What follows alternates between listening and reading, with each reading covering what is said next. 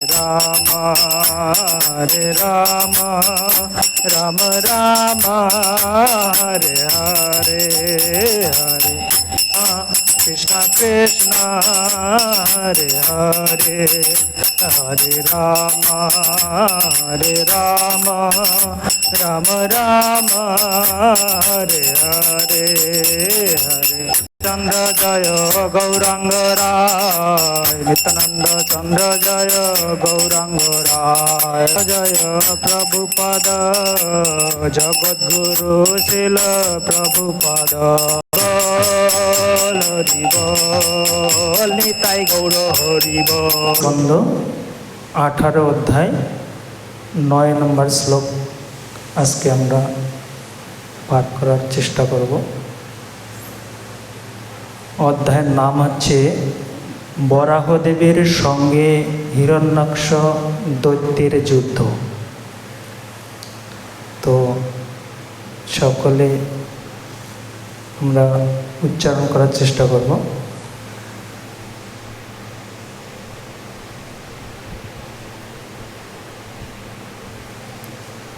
পরানসক্তম তপনীয় উপকল্পম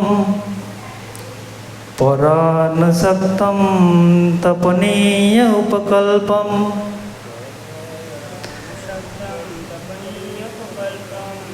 মহাগদম কঞ্চচিত্রদংশম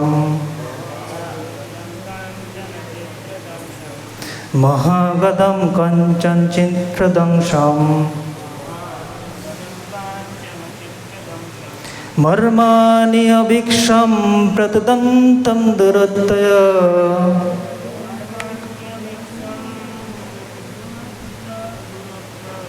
মর্মাণি অভীক্ষম প্রতদন্তম দুরত্যয়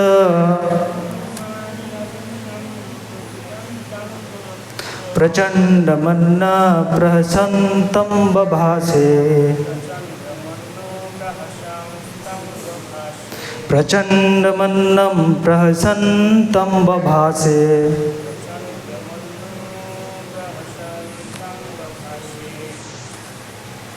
কি বল? পরানসক্তম তপনীয় উপকল্পম মহাগদম কঞ্চচিত্রদংশম মর্মাণি অভীক্ষম প্রতদন্তম দুরত্যয় প্রচণ্ডমন্নম প্রহসন বভাসে।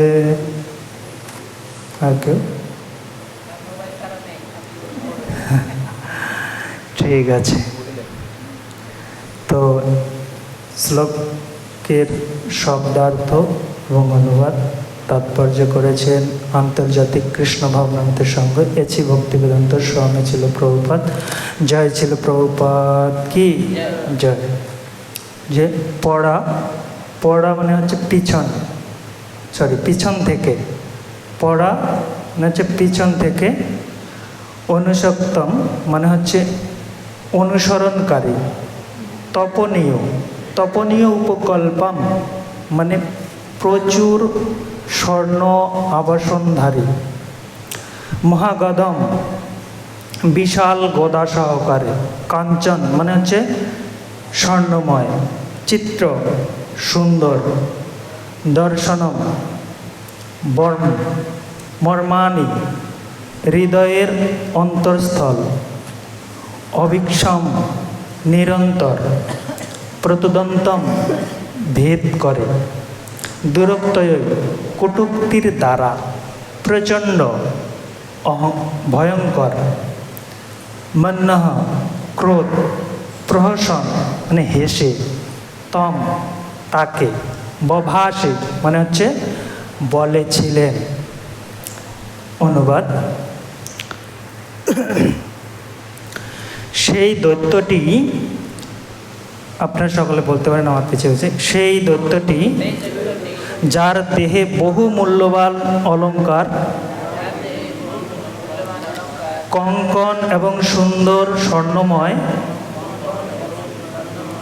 বর্মে সজ্জিত ছিল, এক বিশাল গদা নিয়ে ভগবানের পশ্চাতে ধাবিত হচ্ছিলেন। ভগবান তার মর্মভেদী কটূক্তি সহ্য করেছিলেন,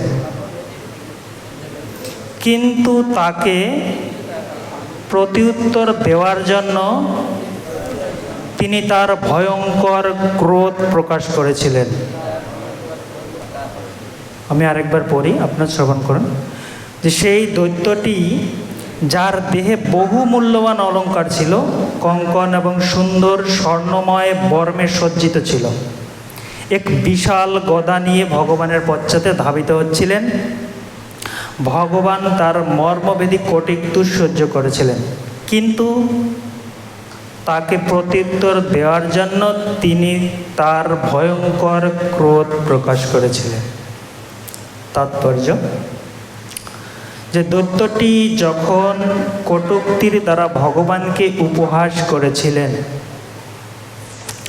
তখন ভগবান তাকে দণ্ড দিতে পারতেন, কিন্তু দেবতাদের সন্তুষ্ট করার জন্য এবং কর্তব্য সম্পাদনের সময় সে তাদের অসুরদের ভয়ে ভীত হওয়া উচিত নয়, সেই শিক্ষা দেওয়ার জন্য ভগবান সেই দৈত্যটির দুর্ব্যবহার সহ্য করেছিলেন।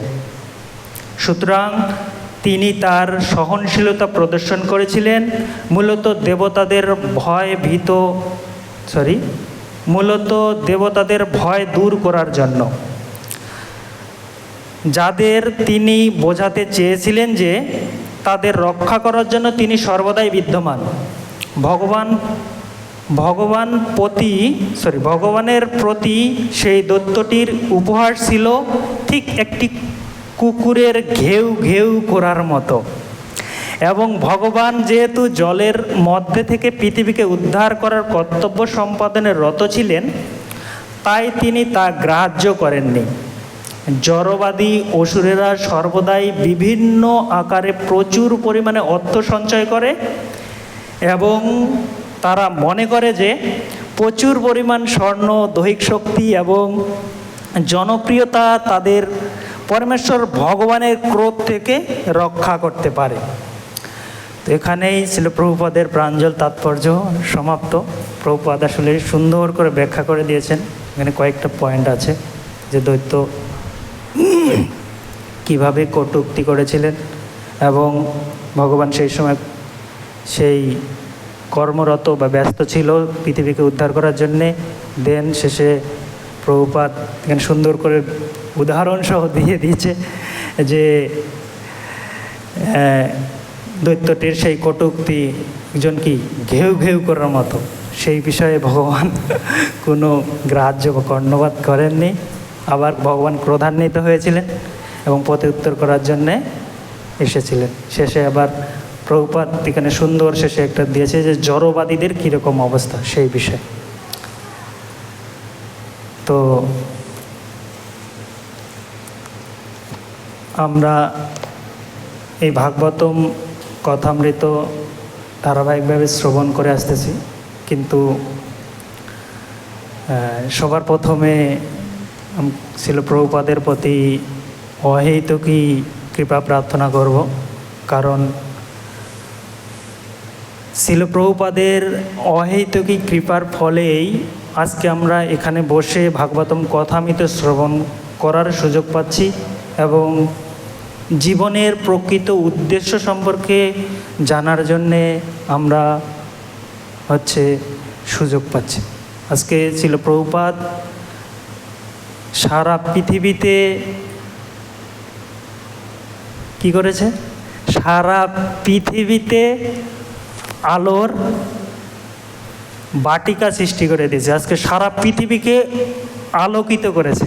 আজকে যদি প্রভুপাদ না হতো তাহলে আমরা জীবনের প্রকৃত উদ্দেশ্য সম্পর্কে কখনোই জানতে পারতাম না বা উপলব্ধিও করতে পারতাম না। সেই সঙ্গে সঙ্গে শ্রীশ্রীমৎ ভক্তি চারু স্বামী গুরু মহারাজের চরণে আমার অনন্ত কোটি দণ্ডবত প্রণাম।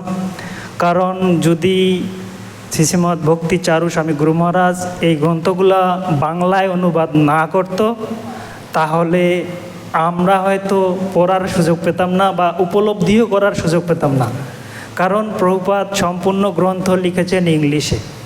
কারণ আমরা বাঙালি, বাংলা ভাষায় পড়তে অভ্যস্ত, যার কারণে আমরা এখন পড়ে উপলব্ধি করতে পারতেছি বা আমাদের পড়ার সুযোগ হচ্ছে। তো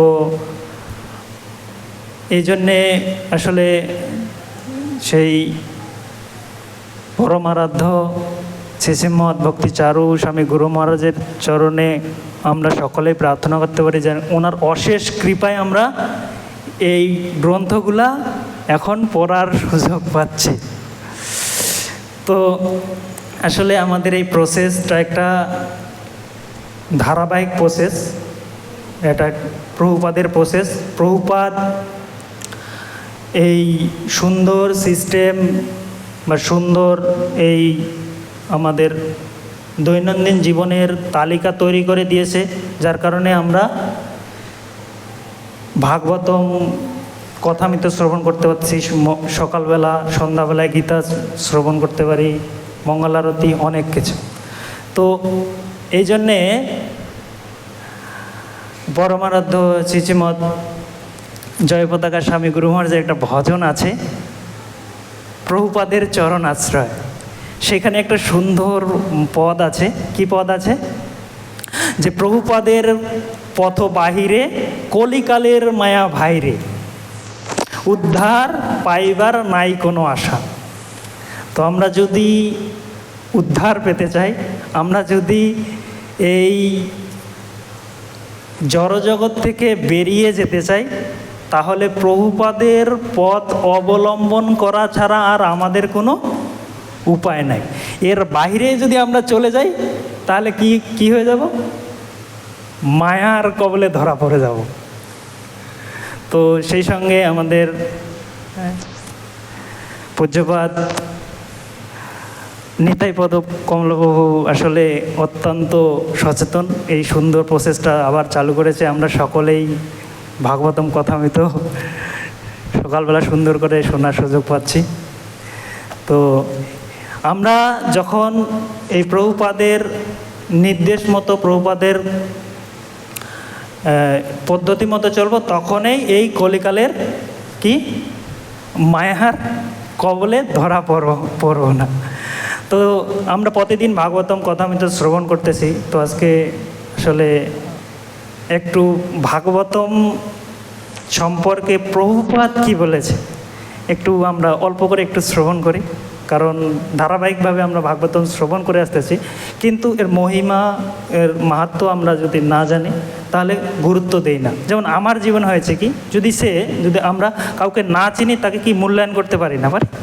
আমি যখন প্রথম ধামে এসেছিলাম, আমি প্রভুর সঙ্গে আমার পরিচয় হওয়ার সুযোগ হয় নাই।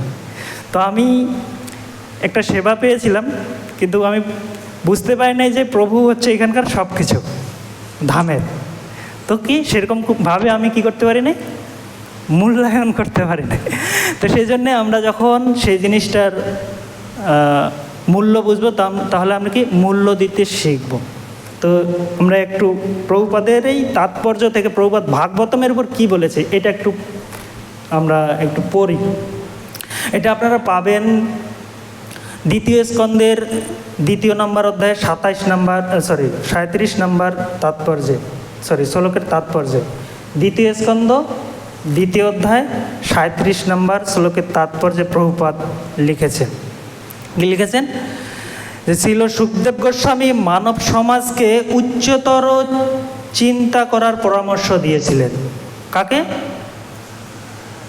মানব সমাজকে সুখদেব গোস্বামী আমাদের উচ্চতর চিন্তা করার পরামর্শ দিয়েছিলেন। আর তা হলো যথেষ্টভাবে ভাগবতম শ্রবণ করা। কি পরামর্শ দিয়েছেন? আমাদের যথেষ্টভাবে ভাগবতম শ্রবণ করতে হবে। কিন্তু এই কলিযুগের মানুষেরা জীবনের প্রকৃত উদ্দেশ্য সম্বন্ধে বিস্তীর্ণ হয়েছে। কি হয়েছে? কলিযুগের মানুষেরা জীবনের যে প্রকৃত উদ্দেশ্য সেটাই ভুলে গেছে, এবং ভাগবতম হচ্ছে সেই প্রকৃত পথ প্রদর্শনকারী আলোকবর্তিকা। আমরা যে কলিযুগের অন্ধকারে পড়ে গেছি, আমরা যদি ভাগবতমকে পড়ি, শ্রবণ করি, উপলব্ধি করি, তাহলে ভাগবতমে আমাদের হচ্ছে আলোর পথে নিয়ে যাবে। এই ভাগবতমের যথেষ্ট শ্রবণের ফলে জীবনের দূষিত উদ্দেশ্য, আমরা যদি ভাগবতম যথেষ্ট গুরুত্ব সহকারে শ্রবণ করি, তাহলে আমাদের যে জীবনের কি দূষিত উদ্দেশ্যে আমরা ধাবিত হচ্ছি, সেখান থেকে বেরিয়ে সেই জড়জগতের আধিপত্য করার বাসনা প্রশমিত হবে। আমরা জড়জগতের আধিপত্য করার বাসনা থেকে দূরে সরে আসব এবং সারা পৃথিবীর মানুষ জ্ঞান এবং আনন্দে পরিপূর্ণ হবে, শান্তিময় জীবনযাপন করতে পারবে। আমরা আজকে শান্তিময় জীবনযাপন করতে চাই, শান্তিময় জীবনযাপন করতে ইচ্ছুক, ছুটতেছি শান্তির জন্য, সুখের জন্য, আনন্দের জন্য, কিন্তু আমরা রাস্তা জানি না, কিন্তু আমরা জানি না কোথায় কিভাবে গেলে আমরা শান্তিময় জীবন পাবো বা আনন্দময় জীবন পাবো।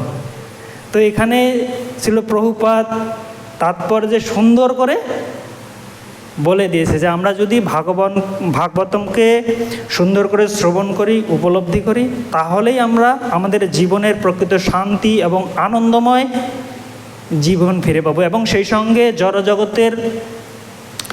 জড়জগৎকে যে আমাদের ভোগ করার দূষিত বাসনা, সেখান থেকে বেরিয়ে আসতে পারবো।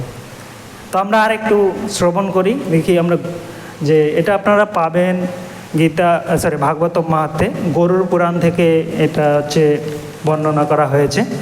তো এখানে বলা হয়েছে যস্মান গ্রামে ভাগবতম না শাস্ত্রম, মানে যেই গ্রামে ভাগবত শাস্ত্র নেই, ন বর্ততে ভাগবতম রসসংজ্ঞা, মানে যেখানে ভাগবত রসিক ভক্তগণ নেই। যস্মিন গৃহে নাস্তি গীতাসার্থ, অর্থাৎ যেই গৃহে গীতা বা ভাগবতম নেই। যস্মিন গ্রামে ন নাম সংস্রবা, মানে যে গ্রামে ভগবানের সহস্র নাম পাঠ বা উচ্চারণ হয় না। তয় রসসংজ্ঞারে নশ্যতি, মানে যেখানে ভাগবত রসিক ভক্তগণ বাস করেন না।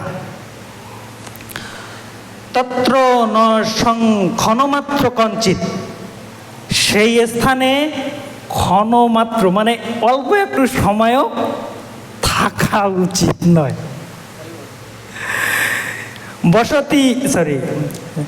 যস্মিন নিন্দে দিব্য কথা চ বিষ্ণু ব্যচি জান্তিস্ব চতুর্ব্যথায়, এখানে বলা হয়েছে যেই দিন আমরা ভগবানের দিব্য কথামৃত আলোচনা করি না, সেই দিনটাই হচ্ছে বৃথা। আরেকবার আমি অনুবাদটা পড়ি। এখানে বলেছে যে যেই গ্রামে শাস্ত্রগ্রন্থ নেই, যেখানে ভাগবত রসিক ভক্তগণ নেই, যেই গৃহে ভগবত গীতা বা ভাগবতম নেই, যে গ্রামে বিষ্ণু সহস্র নাম কীর্তন হয় না, যেখানে ভাগবত রসিক ভক্তগণ বাস করেন না, সেই স্থানে ক্ষণমাত্র থাকা উচিত নয়। আর যেই দিন আমরা ভগবানের গুণমহিমা কীর্তন করি না বা আলোচনা করি না, সেই দিনটাই বৃথা আমাদের। তো ভাগবতম উপলব্ধ, ভাগবতম পরম্পরায় ভাগবতম উপলব্ধ ব্যক্তিগণ এটা আরো অন্যভাবে ব্যাখ্যা করেছেন।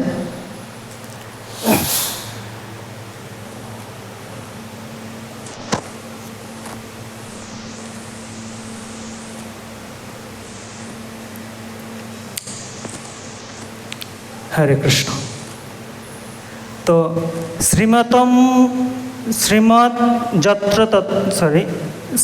ভাগবতম যত্র শ্লোক অর্ধায় এবচ, অর্থাৎ যেখানে ভাগবতমের একটি শ্লোক অথবা শ্লোকের অর্ধেকও আলোচনা করা হয়, যত্র অপি ভগবান কৃষ্ণ বল্লভী বিরাজতে, যেখানে আমরা একটা ভাগবতমের শ্লোক উচ্চারণ করি বা পাঠ করি, অথবা একটা শ্লোকের আমরা যদি অর্ধেকটাও পাঠ করি, সেখানে ভগবান কৃষ্ণ তার পত্নীগণ সহ বিরাজ করেন। তো এই শর্ট বাট অল্প করে ভাগবতের মাহাত্ম্য, এখানেই আমি বিশ্রাম রাখছি। আর আজকের অধ্যায়ের নাম কি? আজকের অধ্যায়ের নাম কি? হ্যাঁ হ্যাঁ, তো বরাহদেবের সঙ্গে হিরণ্যক্ষ দৈত্যের যুদ্ধ। আমরা অনেক সময় টপিকস ভুলে যাই, শ্রবণ করি ঠিকই প্রতিদিন, কিন্তু কত স্কন্ধ, কত অধ্যায়, কত শ্লোক চলতেছে আমরা গুরুত্ব দেই না। তার মানে ওই সেই আমরা শুরুতে যে শুনলাম, কি শুনলাম? ভাগবতম কি আসলে আমরা সেই মনোভাব নিয়ে শুনি না? যাই হোক, তো এখানে সুন্দর একটা ব্যাখ্যা আছে। কার সঙ্গে যুদ্ধ? হিরণ্যক্ষের সঙ্গে যুদ্ধ। কার? বরাহদেব ভগবানের। তা হিরণ্যক্ষ সংস্কৃত শব্দ, তাই না? হিরণ্য মানে কি?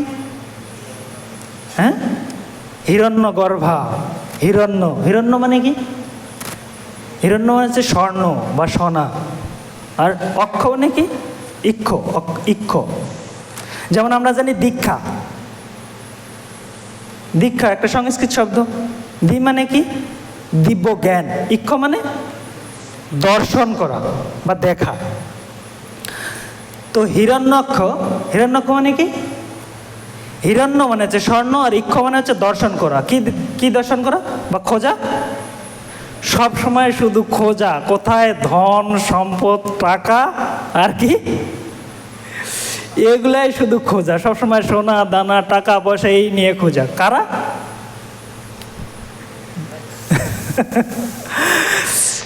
এইরকম হিরণ্যক্ষের মতো দৈত্য সুলভ ব্যক্তিদের। আর এটা কার আমরা ব্যাখ্যা জানতে পারলাম? হিরণ্যক্ষ। হিরণ্য মানে হচ্ছে সোনা, আর ইক্ষ মানে খোঁজা বা দেখা। সবসময় শুধু খোঁজে। আছে না সমাজে অনেক ব্যক্তি সবসময় শুধু টাকা টাকা টাকা টাকা টাকা টাকা, কোথায় অর্থ সম্পদ ইনকাম করবে, এই নিয়ে ব্যস্ত। আবার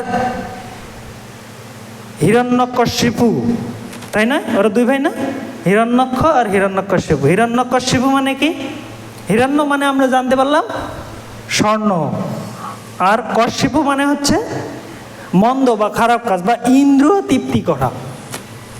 যারা সব সময় শুধু টাকা টাকা টাকা টাকা ইনকাম করবে, আর কি করবে?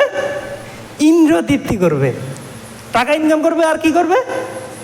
ইন্দ্রিয় তৃপ্তি করবে। তাছাড়া আর সমাজে কোনো কিছু তারা চিন্তা করে না। খাও দাও নৃত্য করো, নাকি জীবনটা মস্ত করো।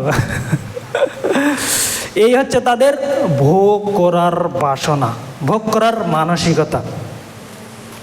তারা শুধু ভোগ করতে চায় এবং কি হতে চায়? ভোক্তা হতে চায়, ভগবান হতে চায়। আমি 2-3 দিন আগে বাইরে যাওয়ার সময় ভগবানকে প্রণাম করার উদ্দেশ্যে মন্দিরে আসতেছিলাম। তো আমাদের এখানে সুন্দর একটা ফলক আছে, সেখানে ভগবান একটা চক্র ধরে আছে, না রথের চাকা ধরে আছে। কাকে হত্যা করার জন্যে? হ্যাঁ, কাকে? ভীষ্মদেবকে। তো ওইখানে একটা ছেলে ছবি উঠাচ্ছে। কিভাবে? উনিও ভগবান সেজে রথের চক্র ধরে আছে, এইভাবে ছবি উঠাচ্ছে। তার মানে কি? ওনারও হচ্ছে কি ভগবান হওয়ার অভিলাষ। উনিও ভগবানের মতো, মানে ভগবান হওয়ার অভিলাষ। তো যদিও আসলে আমরা ভগবান নই, ভক্তা নই, আমরা প্রভু নই, আমরা হচ্ছি ভগবানের দাস।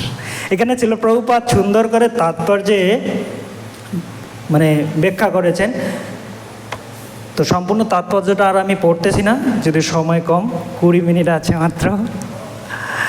তো এখানে প্রভুপাদ তাৎপর্যে লিখেছেন যে ভগবান সেই দৈত্যটির দুর্ব্যবহার সহ্য করেছিলেন। কি দুর্ব্যবহার করেছিল দৈত্যটি? ভগবানকে তিরস্কার করেছিল, হেসে হেসে বলতেছিল কি, এটা একটা উভয়চর বস্তু মাত্র, এইভাবে কি তুচ্ছ তাচ্ছিল্য করেছিল। যেমন আমরা দেখি যখন রাজস্ব যজ্ঞ হচ্ছিল, কোথায় কোথায় হচ্ছিল যজ্ঞ? যুধিষ্ঠির মহারাজরা যখন ইন্দ্রপ্রস্থের নির্মাণ করেছিলেন, সেখানে রাজস্ব যজ্ঞ হচ্ছিল। কে অপমানিত করছিল ভগবানকে? আমরা কয়েকদিন আগে কিন্তু শুনেছি, মহারাজ বলেছিল শিশুপাল অপমানিত করেছিল। বিভিন্নভাবে অপমানিত করেই যাচ্ছে, সবসময় অপমানিত করে যাচ্ছে, কিন্তু ভগবান চুপচাপ সহ্য করে আছে। কেন? কারণ উনি নিমন্ত্রিত, কাদের দ্বারা? পঞ্চপাণ্ডবের দ্বারা নিমন্ত্রিত, যার কারণেই ভগবান সে তার ভক্তের, সে যদি উনি ওনার সাথে খারাপ ব্যবহার করে, খারাপ কিছু করে, ওনার নিমন্ত্রিত মানে নিমন্ত্রণ যারা করেছে তাদের কি হবে? অপমানিত হবে, যার কারণে উনি এই সমস্ত সহ্য করে গেছিলেন। কিন্তু শেষে উনি কি করেছে? সেই অপমানের জবাব কিন্তু দিয়েছে। সেরকম আমরা দেখি যে যখন ভগবান শান্তির বার্তা নিয়ে গিয়েছিলেন, তখন দুর্যোধন বিভিন্নভাবে ভগবানকে অপমানিত করেছিল, করেন? বিভিন্নভাবে অপমানিত করেছে, বিভিন্নভাবে।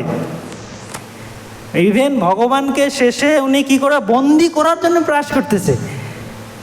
সবাই যখন ওনাকে বাধা দিচ্ছিল, তারপরে উনি ভগবানকে বন্দি করার জন্যে চেষ্টা করতেছিল। তো এই হচ্ছে অসুর বা দুর্বুদ্ধি সম্পন্ন ব্যক্তিদের কার্যকলাপ। তারা ভগবানকে বুঝতে পারে না, বরঞ্চ কি করে? বিভিন্নভাবে ভগবানকে কটাক্ষ করে। তারা ভগবানকে কখনো কি কাছে পেয়েও ভগবানকে উপলব্ধি করতে পারে না। এই জন্য প্রভুপাদের যে বৃন্দাবন ভজনে সেখানে আছে যে অর্জুনও যুদ্ধ করে, দুর্যোধনও করে, অর্জুন হয় শ্রেষ্ঠ ভক্ত, দুর্যোধনও মরে। অর্জুনও যুদ্ধ করলো, অর্জুনও ভগবানকে দর্শন করলো, দুর্যোধনও ভগবানকে দর্শন করলো। অর্জুন ভগবানকে দর্শন করার ফলে কি হয়ে গেল? ভগবানকে উপলব্ধি করতে পারলো, ভগবানের শ্রেষ্ঠ ভক্ত হয়ে গেল। আর দুর্যোধনও দর্শন করলো, কিন্তু দুর্যোধন কি হলো?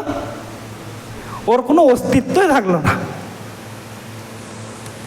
তো এই হচ্ছে দুর্বুদ্ধি সম্পন্ন ব্যক্তিদের কার্যকলাপ। তো প্রভুপাদ তাৎপর্যের শেষের দিকে এটা সুন্দর করে ব্যাখ্যা করেছেন যে জড়বাদী অসুরেরা সর্বদাই বিভিন্ন আকারের অর্থ পরিমাণ স্বর্ণ সঞ্চয় করে এবং তারা মনে করে যে প্রচুর পরিমাণ স্বর্ণ এবং দৈহিক শক্তি জনপ্রিয়তায় তাদের পরমেশ্বর ভগবানের ক্রোধ থেকে রক্ষা করতে পারে। সেটা কি সম্ভব? কোনোভাবেই সম্ভব না। এই জন্যে ভাগবতমের 2য় স্কন্ধের 1 নম্বর অধ্যায় 3 নম্বর শ্লোকে এখানে সুন্দর করে এই বিষয়ের পরিপ্রেক্ষিতে বলেছে। কি বলেছে? যে নিদ্রায় হীনতে নক্তম ব্যয়নে চ বয় দিবাচার্যায়থ রাজন কুটুম্ব ভরণে বা। যে এই প্রকার মাৎসর্য পরায়ণ গৃহমেদীদের কথা বলা হয়েছে। কিন্তু অনেকে সংসারে প্রবেশ করেছে, অনেকে মনে করতে পারে আমরাও গৃহমেদী না। গৃহস্থ এক জিনিস, গৃহমেদী আরেক জিনিস। যারা ভগবানকে কেন্দ্র করে জীবনযাপন করে, ভগবানকে কেন্দ্র করে নিজের সংসার পরিচালনা করে, তারা হচ্ছে গৃহস্থ। আর যারা ভগবানকে মানে না, ভগবানকে বিশ্বাস করে না, ভগবানকে ছাড়াই নিজের ইন্দ্রিয়কে কেন্দ্র করে জীবনযাপন করে, তারাই হচ্ছে গৃহমেদী। এখানে বলেছে যে গৃহমেদীরা নিদ্রামগ্ন হয়ে অথবা রতিক্রিয়ায় তাদের রাত্রি অতিবাহিত করে এবং আত্মীয় স্বজনদের প্রতিপালনের জন্য অর্থ উপার্জনের চেষ্টায় দিবাভাগের সময় অপচয় করে। তারা রাত্রেবেলা বিভিন্ন রতিক্রিয়ায় সময়টা নষ্ট করে, আর দিনের বেলায় তারা বিভিন্নভাবে ইন্দ্রিয় তৃপ্তি করার জন্য, আত্মীয় স্বজনদের খুশি করার জন্যে, অর্থ ইনকামের জন্য ছুটে কি করে, নিজের মূল্যবান সময়টা নষ্ট করতেছে। তো আবার 4 নম্বর শ্লোকে এখানে বলেছে যে দেহ অপত্যম কাল ও আদিষু আত্ম সৈন্যসু অসত্যম অপি তেষাম প্রমত্ত নিধনম প্রসন্ন অপি পশ্যতি। এখানে বলা হয়েছে যে আত্মতত্ত্ব জ্ঞান রহিত ব্যক্তিরা, যারা আত্মজ্ঞান এখনো উপলব্ধি করতে পারে না বা পারে নাই, সেই সমস্ত ব্যক্তিরা কি করে, তারা নিজের দেহ, পুত্র, পত্নী আদি অনিত্য সৈন্যদের প্রতি অত্যন্ত আসক্ত হয়ে জীবনের প্রকৃত সমস্যাগুলি সমাধানের কোনো প্রকার চেষ্টা করে না। কাদের প্রতি আসক্ত?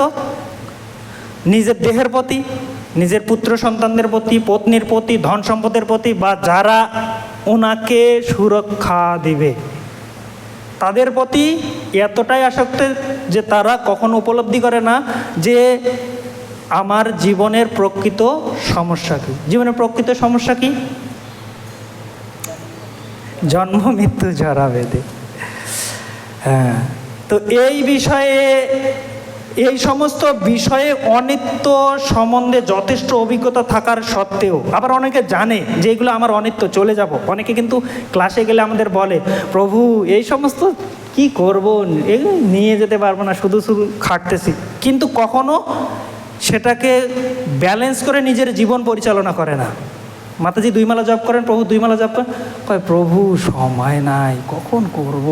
জানে যে এগুলো কিছুই নিয়ে যেতে পারবে না, কিন্তু এগুলোর পিছনে সময় দিতে দিতে সময় নাই। তো সেই কথা বলতেছে, তারা তাদের অবসম্ভাবী বিনাশ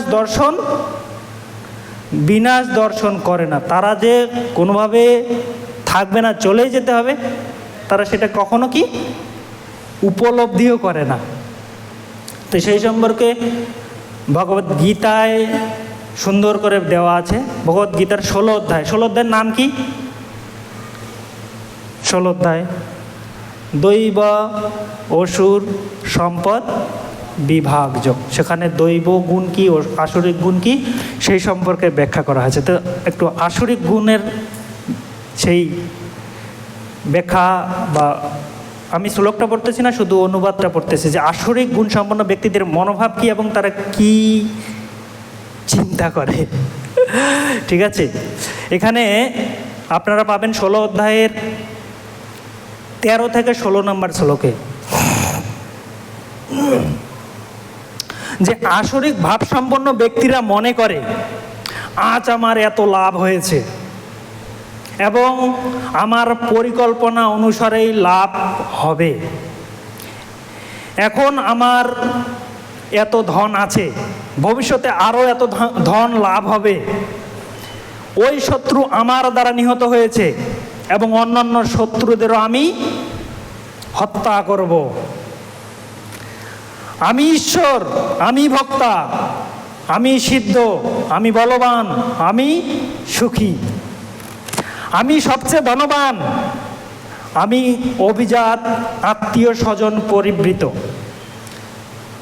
আমার মতো আর কেউ নেই, আমার মতো আর কেউ নেই। এই চিন্তাও তো করছিল না হিরণ্যকশিপু, আমি অত্যন্ত শক্তিশালী, আমার মতো আর কে আছে। এই হচ্ছে আসরিক ব্যক্তিদের চিন্তা। এরপরে বলছে যে আমি যজ্ঞ অনুষ্ঠান করব, আমি দান করব, আমি এখন আনন্দ করব। এভাবেই আসরিক ভাবাসম্পন্ন ব্যক্তিরা অজ্ঞানের দ্বারা বিমোহিত হয়ে তারা অজ্ঞানের দ্বারা বিমোহিত হয়ে নানা প্রকার দুশ্চিন্তায় বিভ্রান্ত হয়ে এবং মোহজালে আবদ্ধ হয়ে কাম ভোগে আসক্ত হয়ে এই সমস্ত ব্যক্তিরা নিজের জীবনটাকে পরিচালনা করে এবং শেষে অন্তিমে তাদের কি অবস্থা হয়? এই সমস্ত ব্যক্তিরা অসুচি নামক নরকে পতিত হয়। এখানে সুন্দর করে ভগবান গীতাতে দিয়ে দিয়েছে। তো এখন আমরা অনেক কিছু জানলাম, সমাধান কি? আমরা হচ্ছি প্রভু দাস। এই জন্য ভক্তিবিনোদ ঠাকুর বলেছে, কি বলেছে? জীব কৃষ্ণের দাস, এই বিশ্বাস করিলে তো আর দুঃখ নাই। আমরা হচ্ছি কৃষ্ণের দাস, এই বিশ্বাস, এই উপলব্ধি, এই অনুভূতি যদি আমরা করি, তাহলে আর কোনো দুঃখ আমাদের থাকবে না। কিন্তু আজ সারা পৃথিবী কি এটা উপলব্ধি করছে না? বিভিন্ন ভার্সিটিগুলোতে কি শিক্ষা দিচ্ছে? কিভাবে বেশি করে টাকা ইনকাম করবে, কিভাবে আরো স্মার্ট হবে, কিভাবে ইন্দ্রিয় তৃপ্তি করবে, কিভাবে বিপরীত লিঙ্গকে আকর্ষণ করবে, তাই না? বেশি করে ভোগ করার, বেশি করে ভোগ করার। ইভেন কি প্রভুদের পর্যন্ত জেন্টস পার্লার হয়ে গেছে। মানে আরেকজনকে কিভাবে আকৃষ্ট করে, কিভাবে ভোগ করবে, সেই সেই সেই শিক্ষা। তাছাড়া আর কোনো আছে? কোনো কিছু নেই এই চিন্তায়। আর এই জন্যে আজকে সারা পৃথিবী ছুটতেছে। তো এই জন্যে আমাদের জানতে হবে আমরা প্রভু নই, ভক্তা নই, মালিক নই, আমরা হচ্ছি ভগবানের নিত্য দাস, কৃষ্ণের নিত্য দাস। এটা যখন আমরা জানবো, তাহলে আমাদের আর কোনো দুঃখ থাকবে না। সেই সম্পর্ক আমাদের যখন ভগবানের সঙ্গে স্থাপন হবে, প্রভু দাস, তখন আমরা আর দুঃখ পাবো না। সেই জন্য প্রভুপাদ বৃন্দাবন ভজনে একটা দুইটা কিয়া লিখেছে, কি লিখেছে? যে সম্বন্ধ জানিয়া যে বা জীবন যুদ্ধ করে, সেই তো বাঁচিয়া থাকে আর সব মরে। সম্বন্ধ যদি করে আমরা যদি ভগবানের সঙ্গে সম্বন্ধ করে যদি আমরা জীবন পরিচালনা করি, তাহলে আমরা কি বেঁচে থাকতে পারবো। যে সম্বন্ধ না জানি যে বা আন পথে ধায়, কৃষ্ণ প্রীতি নাহি মিলে বৃথায় জনম যায়। আমরা যদি ভগবানের সঙ্গে সম্পর্ক স্থাপন না করে, ভগবানের সঙ্গে সম্পর্ক না করে যদি আমরা জীবনযাপন করি, তাহলে কি কৃষ্ণ প্রীতি কখনো মিলবে না, বৃথায় জনম যাবে আমাদের। তো আমাদের এই সোসাইটির নাম কি? হ্যাঁ, আন্তর্জাতিক কৃষ্ণ ভাবনা অমৃত। তো হরে কৃষ্ণ। আন্তর্জাতিক কৃষ্ণ ভাবনা অমৃত। তো চৈতন্য চরিতামৃতে মধ্যনীলায় 25 নম্বর অধ্যায়ের 265 নম্বর শ্লোকে এখানে এই আন্তর্জাতিক কৃষ্ণ ভাবনামৃতর সঙ্গের যে অর্থ বা মানে সেটা সম্পর্কে বলেছে। মানে কি আমাদের কীরকম হওয়া উচিত সেই সম্পর্কে বলেছে, যারা আমরা আন্তর্জাতিক কৃষ্ণ ভাবনামৃতের সঙ্গে যুক্ত। কি বলেছে? যে কৃষ্ণ তত্ত্ব, হরে কৃষ্ণ, কৃষ্ণ তত্ত্ব, ভক্তি তত্ত্ব, প্রেম তত্ত্ব সার, ভাব তত্ত্ব, রস তত্ত্ব, নীলা তত্ত্ব আর। তো এখানে অনুবাদে সুন্দর করে বলছে কি, কৃষ্ণ ভাবনামৃতের অর্থই হচ্ছে কৃষ্ণ তত্ত্ব, ভক্তি তত্ত্ব, ভাগবত প্রেম তত্ত্ব। কিসের প্রেম তত্ত্ব? ভাগবতের প্রেম তত্ত্ব, ভাব তত্ত্ব, রস তত্ত্ব, এবং ভগবানের নীলা তত্ত্ব সম্বন্ধে অবগত হওয়া। আমরা যারা কৃষ্ণ ভাবনার মধ্যে যুক্ত আছি, এই বিষয়গুলো হচ্ছে আমাদের কি করতে হবে? জানতে হবে। এইটাই হচ্ছে আমাদের মূল খাস। এরপরে আমরা দেখি চৈতন্য চরিতামৃতে এই জন্য এটা সুন্দর করে পরে ব্যাখ্যা করেছেন যে আসলে যদি আমরা এই কৃষ্ণ তত্ত্ব, ভক্তি তত্ত্ব, প্রেম তত্ত্ব ভাগবত তত্ত্ব, রস তত্ত্ব, নীলা তত্ত্বের সাথে যদি যুক্ত না হয় তাহলে কী অবস্থা হতে পারে, আমরা কোথায় পড়ে যেতে পারি। এখানে বলেছে চৈতন্য নীলা অমৃতপুর, কৃষ্ণ নীলা শুকরপুর, দুহে মিলে হয় সুমধুর।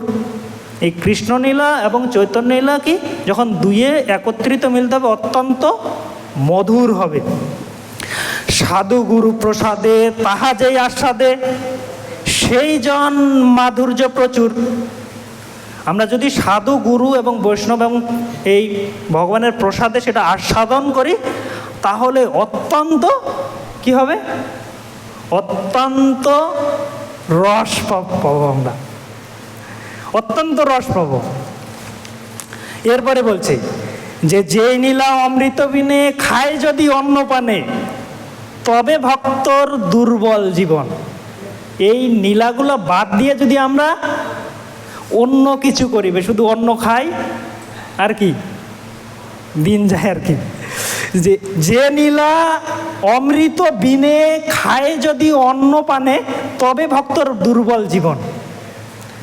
যার এক বিন্দু পানে উৎফুল্লিত তনু মনে, যার এক বিন্দু যদি আমরা গ্রহণ করি তাহলে কি অত্যন্ত আনন্দিত হয়ে যাবে মন, শুধু মন নয় দেহ সহ। যার এক বিন্দু পানে উৎফুল্লিত তনু মনে, হাসে গায়ে করে নর্তন। যদি এক বিন্দু পেয়ে যায় খেয়ে নৃত্য শুরু হয়ে যাবে, আমাদের বেদেশ্বর প্রভুর মতো দিব্য নৃত্য। ঠিক আছে, এরপরে বলছে যে এ অমৃত করপান যার সম নাহিয়ান, এর সমান আর কোনো কিছু নেই। এই অমৃত করপান যার সম নাহিয়ান, চিত্ত করে সুদৃঢ় বিশ্বাস। এটা আমাদের সুদৃঢ় বিশ্বাস করে পান করে ফেলতে হবে। নপর কুতর্ক গর্তে, কুতর্কের গর্তে পড়তে নিষেধ করেছে। নপর কুতর্ক গর্তে অমেদ্য কর্কশ আবর্তে, যাতে পড়িলে হয় সর্বনাশ। আমরা যদি কুতর্কের গর্তে পড়ে যাই তাহলে কি হবে, আমাদের ভক্তি জীবনের সর্বনাশ হয়ে যাবে। সেই কথা এখানে বলছে যে ন পর কুতর্কের গর্তে অমেদ্য কর্কশ বাড়তে, যাতে পড়লে হবে সর্বনাশ। তো এই হচ্ছে সমাধান, এই হচ্ছে সলিউশন। 1 মিনিট আছে। তো শেষে প্রভুপাদ প্রথম স্কন্ধের 3য় অধ্যায়ের 7 নম্বর শ্লোকে তাৎপর্যে লিখেছে কি, বরাহদেবের উদ্দেশ্য হচ্ছে রসাতল থেকে পৃথিবীকে উদ্ধার করা, নোংরা জায়গা থেকে কোনো কিছু তোলা। এই জন্য আমরা সকলেই বরাহদেবের কাছে প্রার্থনা করতে পারি যে হে বরাহদেব ভগবান, আমিও এই ভবসাগরে অধপতিত হয়ে গেছি, পড়ে গেছি, আমি কোনোভাবেই উঠতে পারতেছি না, কৃপা করে আমাকে এই মলমূত্র দুঃখ দুর্দশা এই নোংরা পরিবেশ থেকে আমাকে কি করুন, উদ্ধার করুন। তো ঠিক আছে, আমি এখানেই বিশ্রাম রাখছি। আমার কথা